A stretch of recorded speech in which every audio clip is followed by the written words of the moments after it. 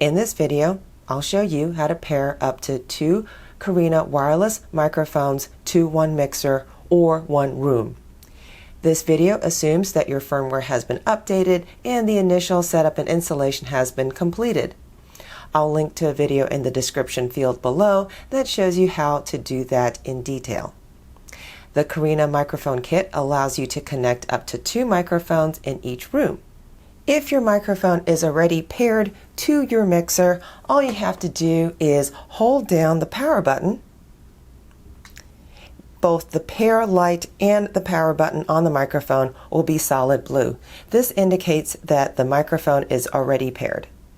To pair a microphone, press the pair button on the wall panel, then take your microphone and single press the power button on your microphone, then hold down the power button on your microphone.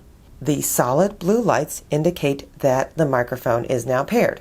Now to pair a second microphone, repeat the process. Press the pair button so that it is now double blinking. Then we will press the power button once, then hold down the power button. And now you'll see that the power button and the pair button are now solid blue. Now you'll press enable and both microphones are now active.